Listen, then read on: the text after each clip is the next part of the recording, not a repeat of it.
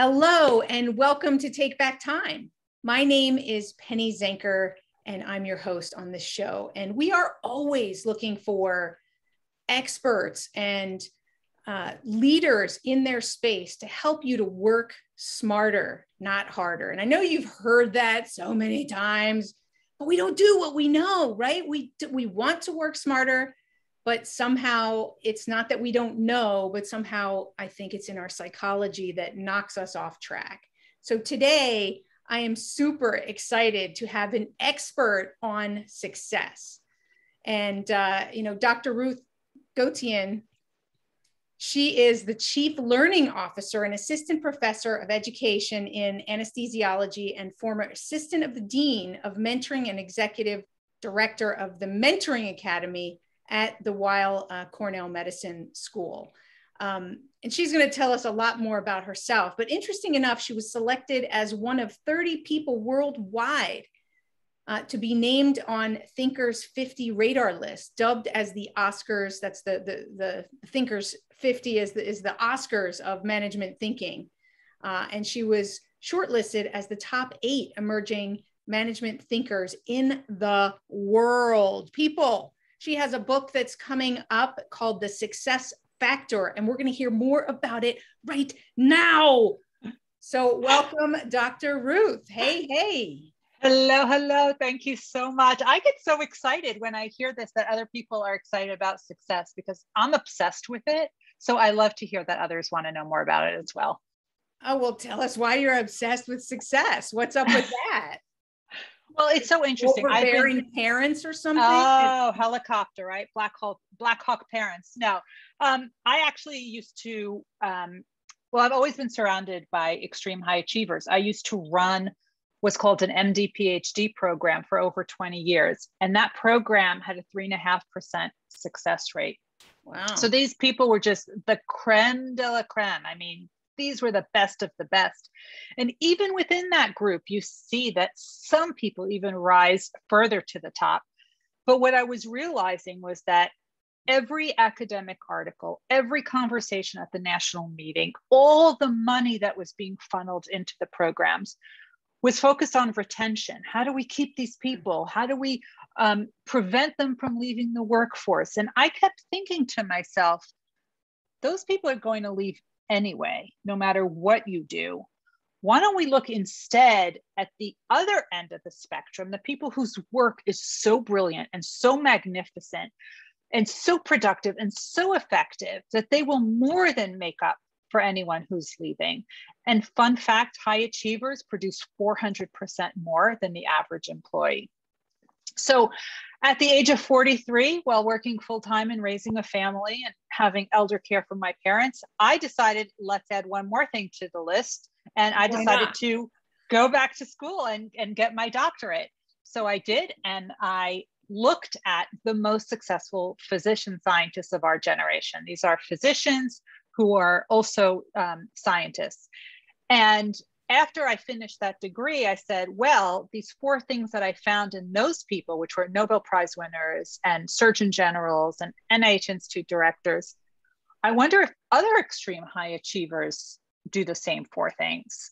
And these are not habits, these are mindsets, which means we can all do it. So I started interviewing astronauts and Olympic champions and Fortune 500 CEOs and senior government officials and people of that caliber. And I quickly realized that it doesn't matter if you're an Olympic gold medalist or an astronaut, it's the same 4 things that they're all doing. So if that's the case, for a second. I want to stop you for a second, because you said something extremely important. And of course, I'm impressed with all of those people that you've studied and had access to, which is amazing. But you said that it's not habits, it's mindsets. Yes. And I want that to sink in for people. Yes. It's not habits, because none of us want to create new habits, right? Right? No. Just the thought of people thinking that they're going to have to create new habits, but new mindsets, right? Because that's where everything starts, is in the mindset. What we do is driven by the mindset. So I just want people to let that sink in, that, that quote, we are our worst enemies, right? We can also be our greatest coach and driver just by simply shifting our mindset. But Penny, that's so true what you're saying, because I'm a morning person. I wake up before the sunrise. I can get more work done by 10 o'clock than most people can do before their first cup of coffee. But 10 o'clock at night, I am done.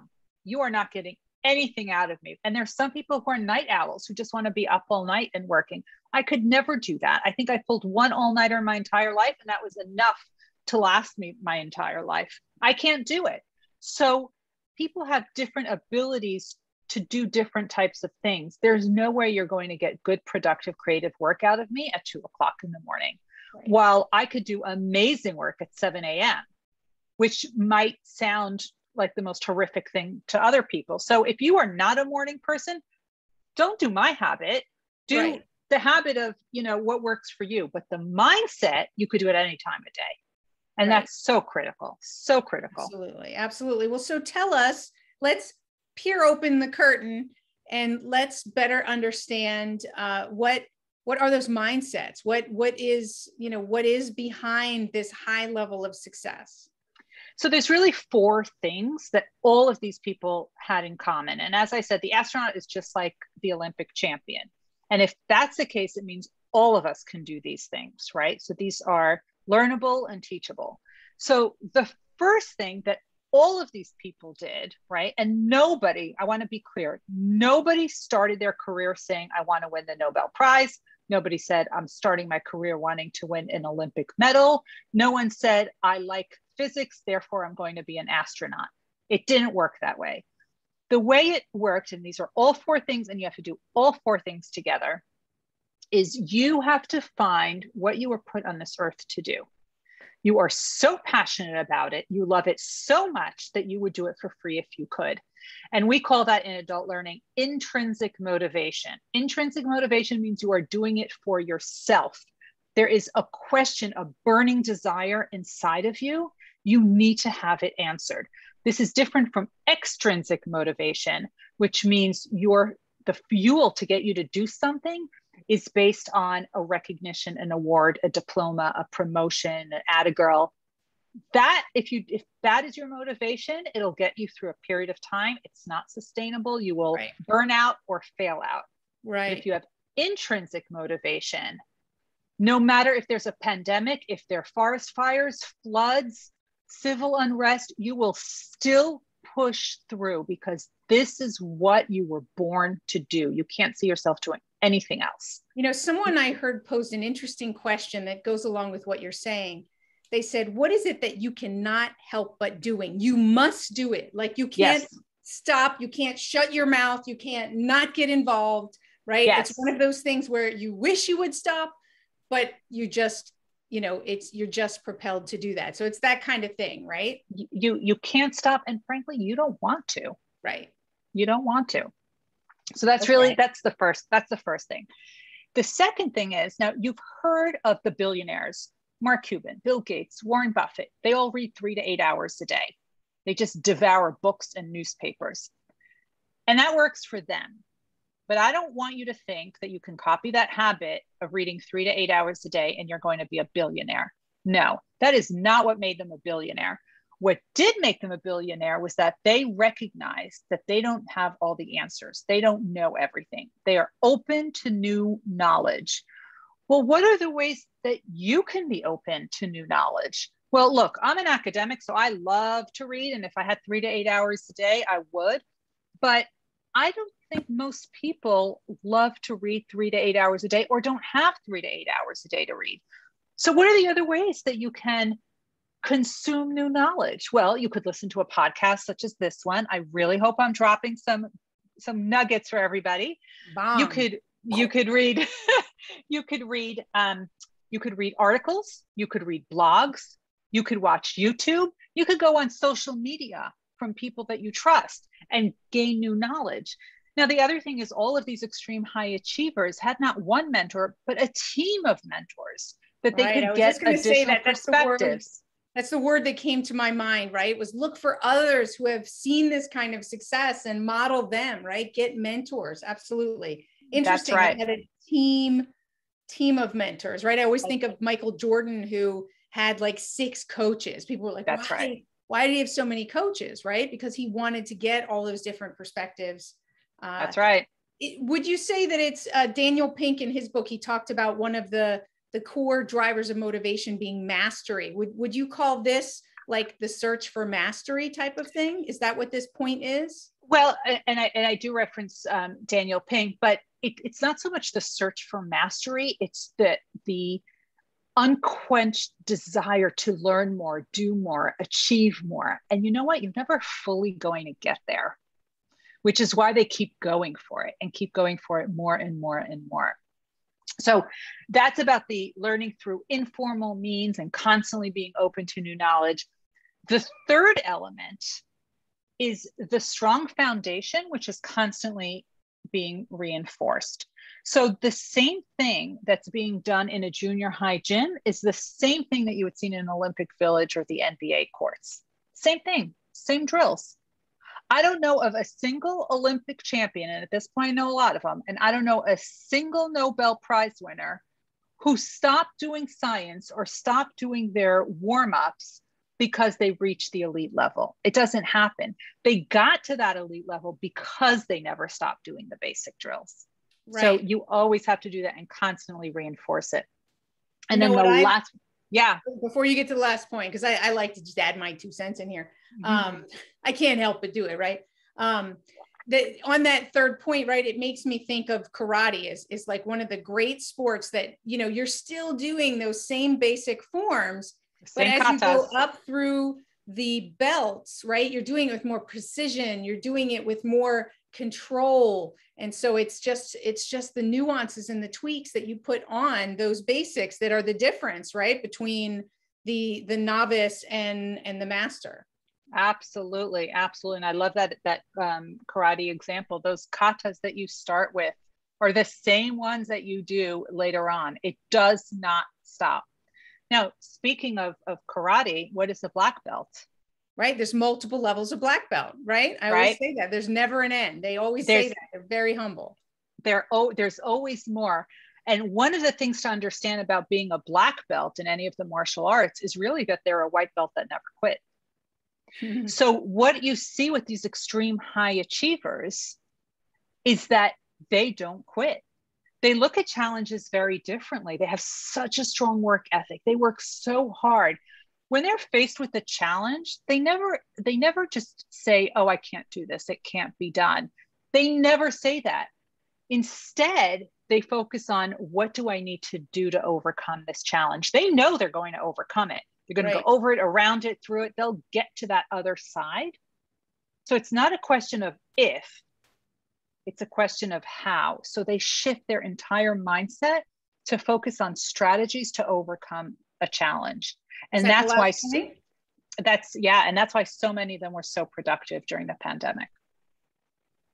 Absolutely, right? It's because I always say that too, is we can decide. That's my whole focusology and focusologist, being a focusologist, we get to decide to control and direct our focus, right? Do we want to be focused on those strategies and what we can control, or do we want to exhaust ourselves focusing on what we can't control? And whichever one we decide to focus on is going to decide our outcome. So I love that you said that, because extreme high achievers focus on controlling what they can control. Yes. So I want to go back. I know you've got a lot more to share.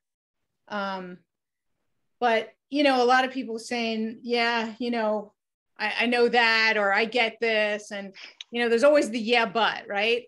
Yeah, I do that, but it doesn't work that way. I haven't seen that level of success. And I guess one of the things that came up for me, like the point of like, you know, because we talked about it being mindset and never quitting and the repetition of the fundamentals and always looking to be better. You know, there are a lot of professional athletes anyway who have burned out, right? And I'm sure also professional scientists and, you know, across the board, because you can burn out from that much passion too. So how do people who are, you know, obsessed with success or the result or, you know, making a difference, how do they keep from burning out? So it's so interesting. First of all, fun fact, I knew what burnout was before I ever knew what work was, because Dr. Herb Freudenberger, who coined that term over 40 years ago, was a cousin of mine. So we heard about it long before we ever knew what work was. So that I find that fascinating. But what's interesting with all of these people, it was never about the medal. It was never about the prize. And of all those people I interviewed, only 2 actually had their medals on display. If you ask most Olympians where they keep their medals, it's in a brown paper bag in the sock drawer, it's in the nightstand, it's at my mother's basement. Oh yes, it is not on display. There's only 2 of them. Come on. In a brown paper bag, it's in a safe under the bed. Oh yeah, very, very few have it on display, because they all tell me it's one chapter in their lives. It's not their entire story. It was never about the medal. The medal was a goal, but there's always another goal after that. And that is what has kept them healthy, is always having another goal and always having another aspiration, always being able to work towards something else. If you look at Apolo Anton Ohno, the most decorated Winter Olympian of all times, he has done so much since he retired from short track speed skating. Everything from Dancing with the Stars to being an angel investor, right? I mean, he's done so much. So that is one of the things, is it can never be about the medal, because remember that goes to extrinsic motivation. Right. Well, let's ask this thing then. Okay. So, and I get that. It makes sense. It's not about the medal. I'm just thinking, like, for my own success, where I've had success. And, what I found interesting for me is that from a very young age, I started my own business and I built it up to a multi-million-dollar business, and I sold it to a public company. And there was so much stress after that, because it was like, what? Now what? Like, what if I don't, like, people have these high expectations of me. I have such high expectations now of me. Like, what if I don't live up to those? You know what I mean? What if I don't create something? And I went through a couple of years where I was, I guess my identity got caught up in that success. And so have you seen that with people that you've talked to, and how do they deal with that? So I think the ones who I have spoken to are very, very good at compartmentalizing. Their identity is not around their achievement. And that's really good. They knew that going in. So they knew that going in, but they also surround themselves with people who keep them very, very humble. And I think that is what has created such a healthy outlook for them. And that is why they didn't burn out, because they were surrounded by other people. And it's not just surrounding yourself with people who tell you how wonderful and magnificent you are and that you can do no wrong. No, these are the people who will give you the real deal. Right. And I think that those people, that inner circle of theirs has been with them for years, for decades. And I think that is what is so healthy. And that's what prevents them from crumbling. So it's that group, do you think, that helps them to reset the expectations? Or, because I found that the interesting thing is you want to set your goals really high, right? But at the same time, you don't want to get bogged down with expectations, because you can reach incredible, especially when you let go of expectations. Maybe you get even higher than you had ever expected, but if expectations can be that limiter. Right. But remember, success is a moving target. And that's what most people don't realize, right? So you probably see with your work, people set these goals and then they're never able to achieve them. But sometimes we don't even want those goals anymore, but we're so fixated on them, and we have vision boards for them, and we have Post-it notes about them, right?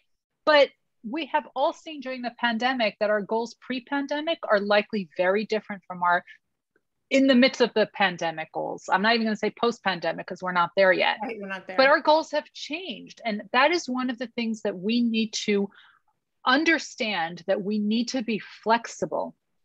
Success is a moving target. Our goals are a moving target. And if we don't move with that movement, we're going to be stuck and we're going to go chasing after things that we don't even want anymore. Right.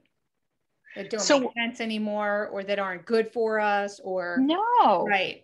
Exactly. So one of the people who I interviewed is the 2-time gold medalist in judo for the United States.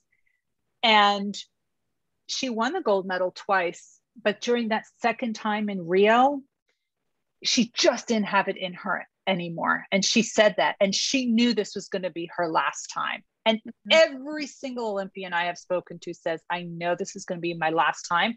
I need to do something else. And they switched to something else.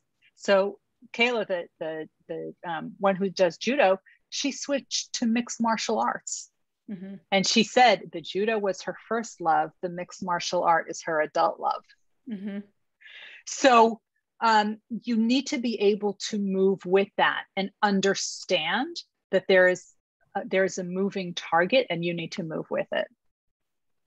That's great. You know, it's reminding me of my daughter that just made a really big choice and switch where she wasn't enjoying soccer. She's been playing soccer forever and at a really high level. And she felt like she just wasn't enjoying it anymore. So she decided to play something else. Where do you find, you know, because high achievers, like a lot of times people think, and I even got caught up in this. I'm like, what? You're going to quit? You've been playing all these years? Like you could, you know, get to the next level and get to the next level. How, like, and I find that so healthy and that she was so clear for herself. You know, how do people give themselves permission to let go of a goal or to, or to pivot and not be held back? Like, have you? And that's so hard. And I think you need to give yourself permission to do that. And I think that's where surrounding yourself with a group of mentors is so critical. When I coach people and I'm looking at them and I'm listening so carefully to the sound of their voice and they're talking to me about their goals, I actually worked with someone and she had to switch what her goal was because she's talking to me about what she wants to do. And I said, I'm not hearing the joy in your voice. You're not hearing the passion and the joy. Yeah. I'm not hearing it. And then we realized that's what she felt she had to do. That's not what she wanted to do. And I said, so what do you do in your free time? What do you do on weekends? And slowly but surely we started, I do passion audits with people, and surely we figured out what she loves doing. And all of a sudden her whole demeanor changed. Her face lit up. There was joy. There was a bounce in her voice. She was lighter and freer. And I know she's going to do great things with that. Fantastic. You know, something you said earlier strikes me in this part of the conversation. You said that they're doing it for themselves, right? Yes. That's intrinsic. So if you notice that you're doing it for someone else, and I think that's where my daughter was clear, is that it wasn't fun for her anymore. And it didn't matter what her coach wanted or, you know, what other people thought she should be doing. She was clear on her internal guidance system. And I think that's so important for people to get clear for themselves as to what it is they want versus what other people want. Absolutely. Absolutely. And as soon as you get crystal clear on that, things just open up. So do you have like a question that people can ask themselves, or like, you know, an exercise, you know, you said on the free time, but is there something that people can tap into? Absolutely. So I talk people through what's called a passion audit, because just because you're good at something doesn't mean that you enjoy doing it, doesn't mean you have to do it anymore, like your daughter with the soccer, right? So I take people through a passion audit, which really talks about listing all the things you're good at, listing all the things you would give away for free if you could, if your title didn't change, if your salary didn't change, and what you love doing that you would do for free if you could. Because the research has shown that we only need to spend 20% of our time doing what we love at work in order for us not to be bogged down by the other 80%. So I talk people through this exercise and we really fine tune everything. And if your listeners want to download that worksheet, they can. It's on my website at ruthgotian.com/passion audit. And if you go and do that passion audit, you just download it for free. You will figure out very quickly what it is you love doing and what you can do without. Awesome. I love that. And you brought in the 80-20 rule, which I'm a huge fan. As I practice being a focusologist, I practice stepping back and recognizing the 20% that makes 80% of the difference. So absolutely. I hear that here too, right? As you're saying that at work, if we have 20% of what makes us happy and is in our passion zone, what I'm hearing about, it's going to make up for everything else that absolutely might be. That's awesome. I love that. I love that. So is there anything else that we need to know, about your upcoming book? Is there something else that you wanted to share that I didn't yet ask you? No. So the book is called The Success Factor.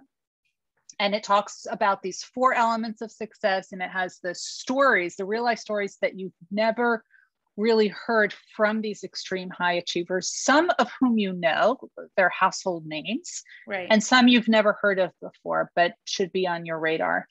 But then it actually takes you through exercises and ideas of how you can implement these 4 elements into your own life so you can start improving your success immediately.